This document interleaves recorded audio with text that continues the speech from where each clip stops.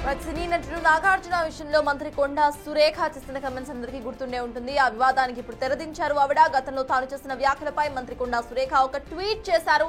నాగార్జునకి సంబంధించి చేసిన ప్రకటన ఆయన్ను వారి కుటుంబ సభ్యులను బాధ పెట్టాలని ఉద్దేశించి కాదని స్పష్టం చేశారు సురేఖ.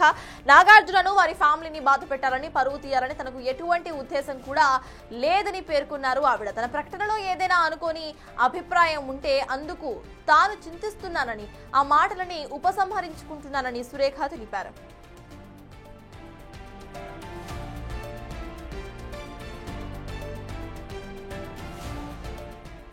కొండా సురేఖ చేసిన ఈ ట్వీట్ కు సంబంధించిన అప్డేట్స్ మా ప్రతినిధి హేమ అందిస్తారు. హేమ, చెప్పండి, ఇన్ని రోజుల తర్వాత ప్రెసిడెంట్ కొండా సురేఖ ఒక ట్వీట్ చేశారు. ఈ వివాదానికి తెరదించడానికి దీన్ని ఎలా చూడాలంటారు? అప్డేట్స్ ఏంటి?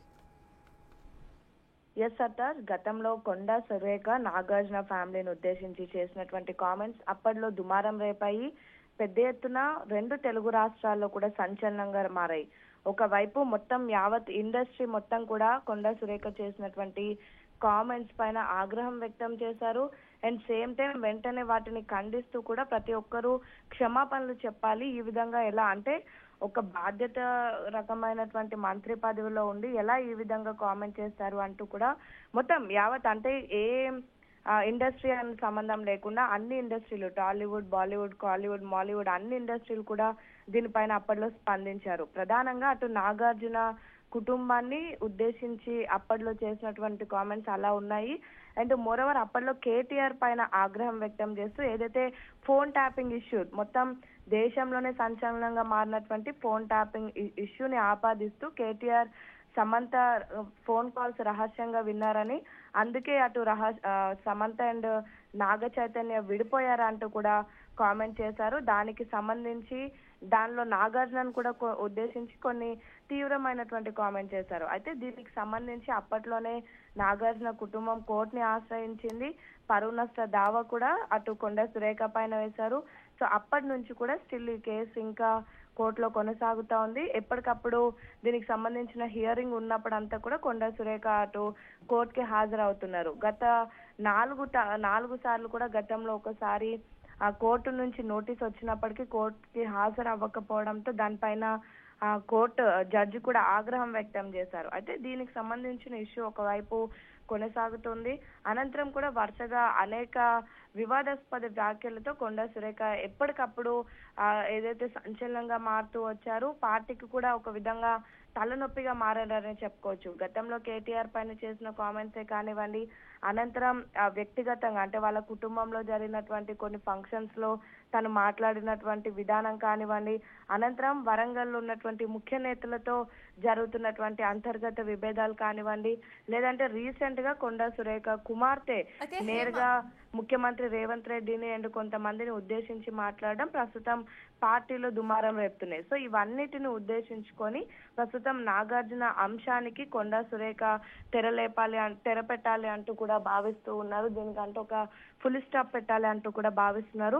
సో దీనికి సంబంధించి కొండా సురేఖ నిన్న తన వ్యక్తిగత ట్విట్టర్లో అఫీషియల్ ట్విట్టర్ హ్యాండిల్లో ఒక పోస్ట్ చేశారు. అంటే ఎటువంటి క్షమాపణలు చెప్తున్నట్టుగా ఎటువంటి వీడియో రిలీజ్ చేయలేదు, కానీ ఒక పోస్ట్ ని పెట్టారు. ప్రస్తుతం అది మరొకసారి సంచలనంగా మారుతుంది.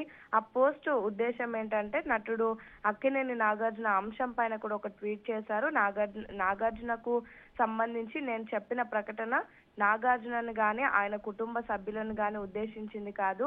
ఒకవేళ దాని వల్ల వాళ్లకు ఉద్దేశించింది కాదు, నొప్పించేందుకు చేసినటువంటి ఇష్యూ కాదు అంటూ కూడా స్పష్టం చేశారు. అక్కినేని నాగార్జున గాని ఆయన కుటుంబ సభ్యులు గాని కించపరిచే ఉద్దేశం నాకు లేదు. వాటికి సంబంధించిన స్టేట్మెంట్లు ఏదైనా అనాలోచిత Mudra వేసినందుకు చింతిస్తున్నాను.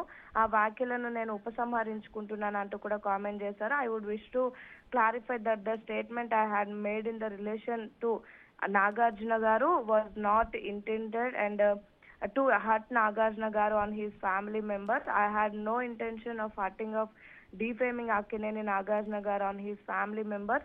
I regret any unintended impression given in my statement in relation to them and withdraw the state.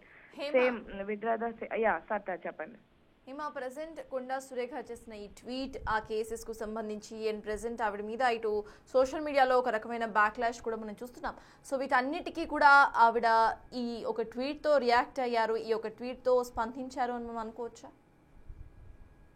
Actually ప్రస్తుతం back to back Konda Surekha పైన వివాదాస్పద వ్యాఖ్యల వల్ల పెద్ద ఎత్తున ఆమె ఎప్పటికప్పుడు సోషల్ మీడియా వేదికగా రూమర్స్ ని ఫేస్ చేయాల్సి వస్తుంది, కామెంట్స్ ఫేస్ చేస్తున్నారు, నెటిజన్స్ కూడా ఒక విధంగా ఆగ్రహం వ్యక్తం చేస్తున్నారు. ఎందుకంటే తెలంగాణ రాష్ట్రంలో ప్రస్తుతం కేబినెట్ లో తను ఒక కీలక శాఖకి మంత్రిగా ఉన్నారు, అటు ఎన్విరాన్మెంట్ కానివ్వండి.